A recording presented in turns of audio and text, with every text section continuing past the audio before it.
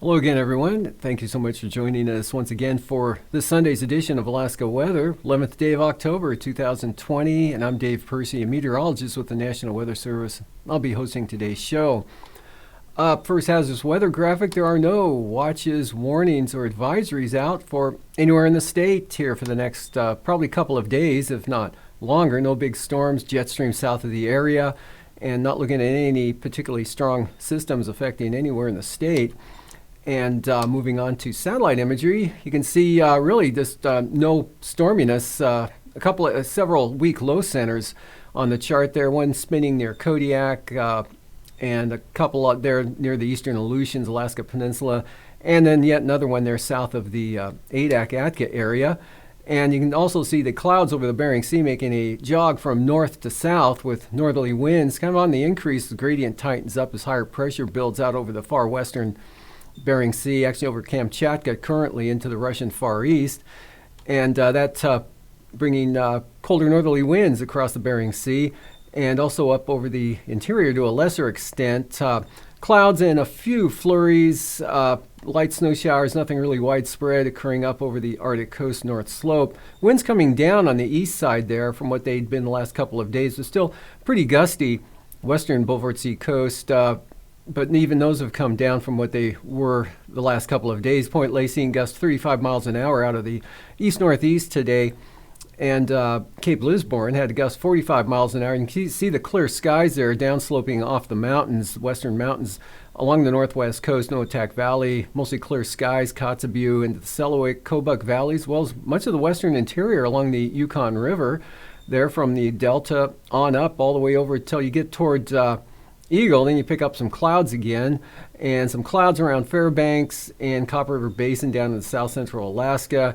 And that low center near Kodiak really not producing a whole lot of precipitation. Port Moller picked up about 1/10 of an inch today, and 1300ths at Seward. Valdez only had 300ths of an inch, 100th at Cordova, so really light on the areas that had the precipitation. Some areas didn't see any at all. But actually a trough or weak front, either one there, brought a little bit more precipitation in towards Yakutat. They had about 1/3 of an inch precipitation today. And Juneau picked up about, I think 500ths. And so amounts were pretty light with that.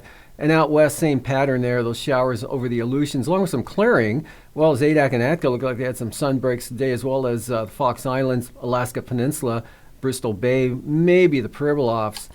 And on the chart, there's that weak low just south of the Seward Peninsula and a very weak front. Probably would have been more to dash it in as a trough than a front, but it did bring a little bit more heavier precipitation. As I mentioned, Yakutat picking up about 1/3 of an inch of precipitation there, with Gustavus seeing 2/10 of an inch.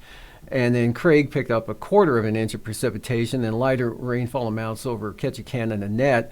Otherwise, clouds may have brought some light, very light shower activity into the eastern interior. I didn't see anything in the reports, but with the clouds, the threat was there, but nothing heavy. And over the interior, dry conditions, really the Susitna Valley, Copper River Basin, and southwest part of the state, right up into the interior. Start picking the winds up. Indian Mountain higher elevations over the central and west central interior. Pretty gusty, 35 miles an hour out of the east. Kotzebue seeing wind gusting 30 miles an hour. And as I mentioned, 45 miles an hour at Cape Lisburne. And that all downsloping offshore flow. So we had pretty good conditions, partly to mostly clear skies, or partly mostly clear skies there along the northwest coast into the Bering Strait area. Possibly, maybe a few light showers for St. Lawrence Island. And then those increases that overwater trajectory picks up more and more moisture. You can see over the central Bering quite an area of light rain, fog, and drizzle there. And that just starting to drop down into the western Aleutians, kind of in a break as we saw at Adak and Atka. And weak trough, some light precipitation for the Alaska Peninsula into the Fox Islands there. But Bristol Bay, scattered showers, Kodiak, scattered showers, isolated showers across southern Alaska, and then the showers over the southern southeast coast, more of a rain pattern there on the north coast to Yakutat. And for tonight, not a lot of change. Chance of showers over the southeast coast and periods of light rain up over the eastern North Gulf Coast, as well as the North Gulf Coast in general. Might see a little bit more precipitation than what you saw today with that weak trough lifting northward toward the coastline there. And look for kind of an increase in the clouds south central Alaska. Still a chance of some light precipitation in the southern Kenai Peninsula and across Kachemak Bay to Kamishak Bay, and possible mixed shower conditions there for the western Alaska Range, but all of that quite light, and maybe some light snow up there over the Brooks Range and either side of the Brooks Range, the Alaska Range, eastern Alaska Range, either side of the mountains there, back in toward the border, but dry from the Yukon River and the eastern Brooks Range right on out to the southwest coast, and again that offshore flow. Keeping VFR flying conditions right along the coastline, some cases even to St. Lawrence Island, Seward Peninsula looking good, but winds diminishing over the interior, but not ending completely where the windy conditions were reported today. North Slope, mostly cloudy, chance of flurries. Arctic coast, same thing, high pressure building in. Winds will be light, but still a chance of flurries or patchy areas of fog all along the coastline from Point Lay eastward, or from Wainwright eastward, more or less. It'll stay dry with some clearing on down the coastline. And the Bering Sea northerly flow keeps bringing surges of light moisture southward to these Aleutians there. Chance of showers, Pribilofs, eastern Aleutians, Alaska Peninsula. Look for clearing Kodiak Island as showers lift off to the east and northeast. And moving into tomorrow, again, a very weak front off the coast keeps a chance of light rain, North Gulf Coast, Kenai Peninsula, chance of showers, Cook Inlet with some clearing. And again, amounts will be quite light, what does fall, and not everywhere will see it. And still a little bit better chance of rain for the eastern North Gulf Coast into the northern Panhandle, with showery conditions all the way down to Dixon Entrance and Queen Charlotte Islands. Rather large low there, 1,002 millibars, not particularly strong. Keeps shower chances in over Kodiak and Bristol Bay, Alaska Peninsula. And winds beginning to pick up there with the building ridge out to the west there, just east of Kamchatka into the Russian Far East. And the low center southwest of Kodiak. It's a little bit tighter gradient, so I'll see maybe winds gusting 30 to 40 miles an hour. That'll be dropping into the west central Aleutians during the day with continued off and on light shower activity. Should be dry for St. Lawrence Island. Winds out of the north, but not particularly strong. That looks like good for maybe 15 to 30 miles an hour. And lighter winds on the western Arctic coast, northwest coast, as well as the interior. Just breezes probably 15 to 20 miles an hour now. And high pressure makes for light winds over the north slope, and still some lingering flurries or light snow showers to the eastern Boulevard Sea coast, maybe into the northeastern Brooks Range, and a chance of light snow showers there for the eastern Upper Tanana Valley, 40-mile country, in toward the Alaska Range. But again, those will be quite light. And moving on to the outlook for Tuesday, weak low brings a chance of rain to Kodiak Island there, and showers Shelikof Strait up into possibly Kamishak Bay, but Cook Inlet, Kenai Peninsula, dry, partly sunny conditions, risk of an isolated shower, Prince William Sound, and isolated scattered showers Yakutat into the north coast of the Panhandle. Should be dry with possible sunshine there over the central, southern, southeast coast, as well as over toward maybe Juneau and those areas. And still some lingering snow showers there from roughly Eagle down across the central and eastern Upper Tanana Valley, and maybe into the Alaska Range. Again, light, and it looks like now the flurries may hold off or to the north of the Arctic coast with the high pressure holding over the Brooks Range. And looks like partly sunny skies, cool temperatures for much of the central northern interior on out into the coastal areas and eastern Bering Sea. Lows tonight, a shade below zero there for the Brooks Range and North Slope. Maybe call it 0 to 5 below. And otherwise teens, Arctic coast, and down to 5 to 10, Upper Yukon, Koyukuk valleys, into the teens, Tanana Valley, central interior, with Still above freezing, south central Alaska, mid to upper 30s, especially along the coast, but below freezing, the Susitna Valley, Copper River Basin, and 30s out west, near 40 or a little above or below for the Bering Sea and the Aleutians, lower 40s for the Panhandle. Highs tomorrow, upper 40s, lower 50s for the southeast coast, 45 to 50 south central Alaska to Kodiak, lower to mid 40s Copper River Basin, staying below freezing up there in the Tanana Valley, 28 to 32 for the highs, and staying below, or even colder there for the Brooks Range, 20s for the Arctic coast. And they'll be followed by lows on Tuesday morning, lower 40s for the central Aleutians, as well as the Alaska Peninsula, upper 30s, lower 40s, and down to near 20 in the Susitna Valley possibly, and in the 20s Copper River Basin, the Kenai Peninsula, 28 to 35 or so, and 38 to 42 for the Panhandle, followed by highs 10 to 15 in the Brooks Range, and mid to upper 40s southern Alaska, in the 20s for the Tanana Valley, and lower 50s possible for the southeast coast. Otherwise out west, mid 30s for St. Lawrence Island and mid to upper 40s for the Aleutians and Alaska Peninsula. And now, aviation weather around Alaska. Moving on to flying weather, we've got some marginal VFR along mostly the central and eastern Beaufort Sea coast, with some IFR over there toward, Dead Horse over to Kaktovik, Barter Island. Marginal VFR north slope to the Brooks Range, but from the Brooks Range down across the Yukon River into the northern Tanana Valley areas, VFR all the way down into the lower Yukon Valley there. But the deltas, marginal VFR, IFR from the Kuskokwim Mountains eastward to the Alaska Range, some of what is spilling into western Cook Inlet, and IFR from eastern Turnagain Arm and Whittier along the north coast there, across Valdez, and then into the Wrangell Mountains, IFR along the central eastern Alaska Range, and IFR along the east side of the Panhandle, as well as Lynn Canal Glacier Bay, over to just about Yakutat, with marginal VFR the remainder of the southeast coast. Kodiak Island VFR, Bering Sea, Aleutians, solid marginal VFR, with VFR for the Seward Peninsula and northwest coast. And for the Monday afternoon forecast, marginal VFR, Arctic coast north slope. Better though from Point Lay on down, VFR there all the way to St. Lawrence Island. Looks pretty much VFR. And some marginal VFR along the Yukon Delta coast. Cuts into Kuskokwim Bay and extends northeastward there from Bristol Bay across the Kuskokwim Valley and spilling into western Cook Inlet with IFR on the eastern slopes of the western Alaska Range. Some of that trying to get up on the south side of the central Alaska Range.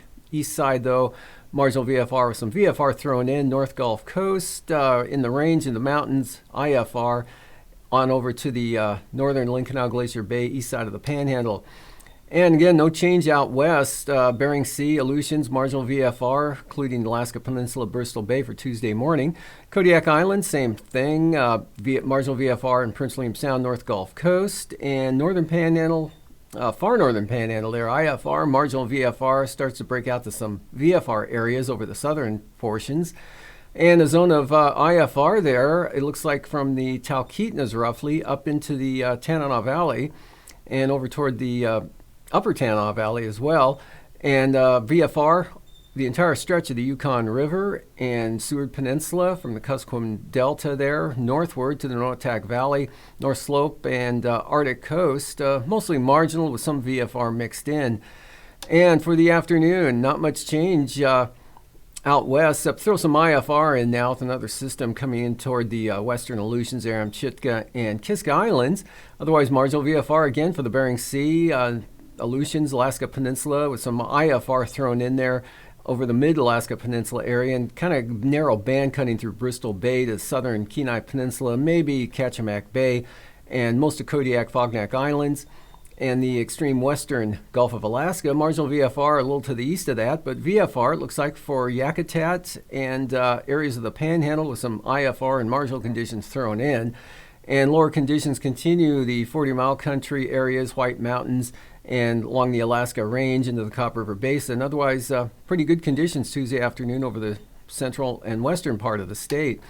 And for Anaktuvik, look for marginal VFR throughout the day tomorrow. Also for Adigan, occasionally marginal.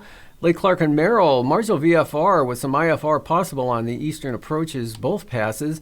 And rainy, Same pattern, IFR possible eastern entrance, otherwise marginal.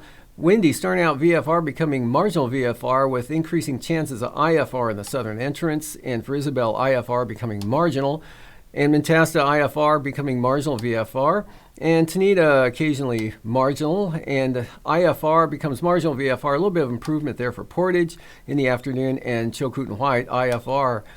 Freezing levels at the surface there from the Bering Strait down into almost into the Susitna Valley tomorrow morning along the North Gulf Coast, 2,000 to 4,000 feet over the Panhandle, 2,000 feet out over the southern Bering and Aleutians. Icing areas of still a band of isolated moderate rime or mixed icing, Kenai Peninsula, Prince William Sound, all the way down the Panhandle, and kind of a widespread area of possible mostly light mixed icing out over the Aleutians and Bering Sea. Jet stream, upper level high building into the Bering Strait area, Seward Peninsula, and flow around that really not all that strong. The main jet now just even barely getting on the chart here. It's even south of the Queen Charlotte, and at 9,000 feet, several lows make for a light wind pattern, except out west there, 35 to 40 knots out of the north. Same thing at 3,000 feet. Turbulence-wise, with those winds, look for isolated moderate chop there below 5,000 feet for the western Aleutians from Adak westward, and spotty areas in the north. So my heart is definitely racing. I don't know about anyone else's. This is the stuff nerds dream of. 10 seconds. 9, 8, 7, 6, That's gonna 5, happen. 4, 3, 2.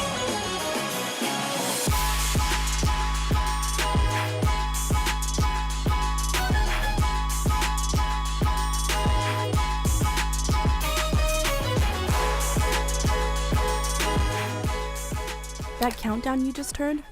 We'll get back to that in a minute. Last episode, we saw the epic launch of ICESat-2, NASA's newest state-of-the-art ice-observing satellite. But now that that's in orbit, the pressure to deliver results is on. Between launch and, the first ground returns, took 17, 18 days or something like this. It's a time when you're quite nervous. 9 years ago, Dr. Torsten Marcus took over as the lead project scientist for ICESat-2 during a time when the mission needed a champion. You start fighting for a mission over, for 9 years now.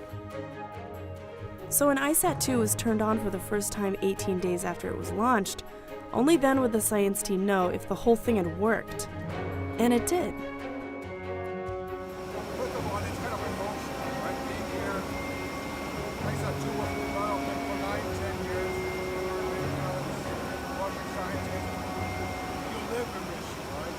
If it sounds like there's a lot of noise in the background, that's because Torsten is being interviewed from a plane 1,500 feet in the air. IceBridge was tasked with the job of bridging the data between the end of ICESat's mission and the beginning of ICESat-2, about a 9-year difference. The goal is that it would run until ICESat-2 launched and then would have overlap with ICESat-2 as well, so we can get a really long, well-calibrated time series from IceBridge. As the deputy project scientist for Operation IceBridge, Brick works closely with Torsten to make sure the two missions are syncing up. The timing was everything during that mission, which was a real challenge because not only do we need to... Basically what you need to take away is getting an airplane and a satellite in space to fly over the same flight path at the same time and collect matching data is really, really hard. IceBridge was tasked with two objectives. Check the accuracy of ICESat-2's data over land ice and over sea ice. They were able to lock in the land ice data fairly quickly in the mission, but the sea ice data... It was really tricky. We waited day after day. Do we fly the sea ice? It's still on our list. 7, 6, That's gonna 5, happen. 4, 3, 2, 1. Mark on the overpass 0435, 35 Zulu. Here's what just happened.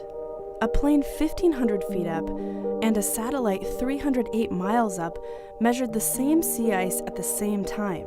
This moment finally linked veteran mission Operation IceBridge's data to that of its new sister mission, ICESat-2. Two projects that, until now, were separate for nearly 10 years.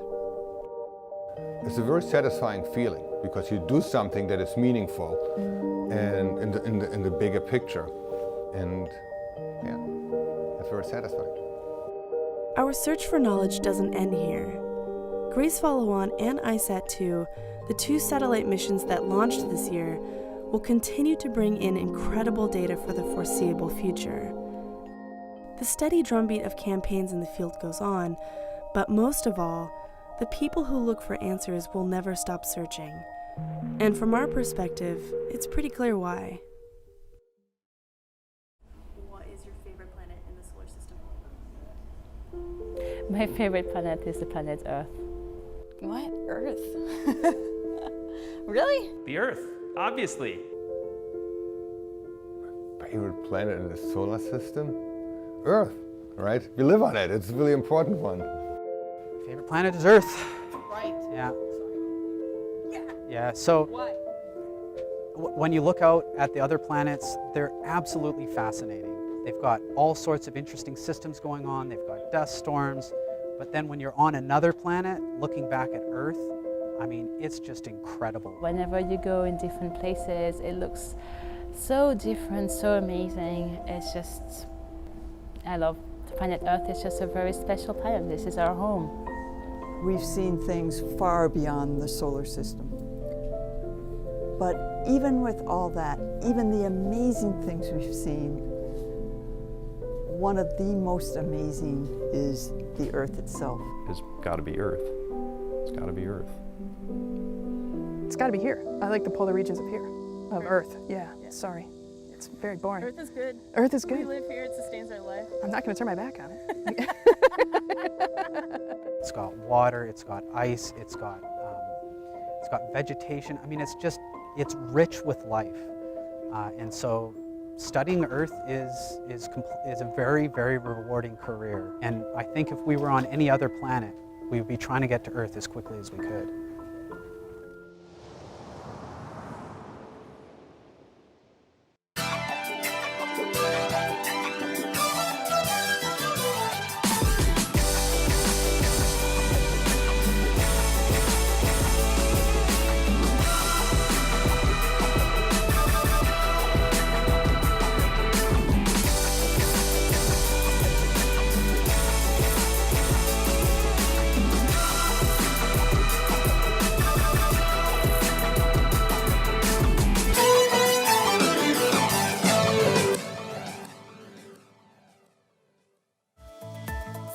And now, marine weather around Alaska. Welcome back. Today's sea ice analysis, not a lot different from yesterday, maybe a shade more of the new ice there inside the Barrier Islands, eastern Boulevard Sea coast, and still that area that may possibly have grown a little from yesterday. Hard to tell on this scale, though, from Point Lake kind of up the coast there toward not quite to Wainwright. And otherwise, coastal water forecasts along the coast, southerly winds light tomorrow, 10 knots, seas 6 to 7 feet. And the inside water, same forecast, light southerly winds at 10 knots with seas only at 2 feet. And the outlook for Tuesday, northwest breezes 10 to 15 knots on the south coast, seas 7 feet, and variable at 10 knots on the north coast. Lynn Canal Glacier Bay southerlies at 15, 3-foot seas. And the same for Stevens Passage for south winds 15 knots with 3-foot seas. But Clarence Strait, small craft advisories, the standout there, west 25 knots, seas 5 feet. Prince William Sound tomorrow, east 15 with 3-foot seas, south 15, eastern North Gulf Coast, seas 6 feet, west 15 on the western North Gulf Coast, as well as the Barren Islands. And Kamishak Bay, light west wind at 10 knots, southern Cook Inlet, or all of Cook Inlet, east winds at 10 knots with 2-foot seas. And for Tuesday, northern Cook Inlet, north winds 10 knots, seas 2 feet, northeast 10 for Prince William Sound, and northeast 15 for southern Cook Inlet, Kamishak Bay, east winds 15 knots of Barren Islands, North Gulf Coast, north winds at 10 knots, seas only 4 feet.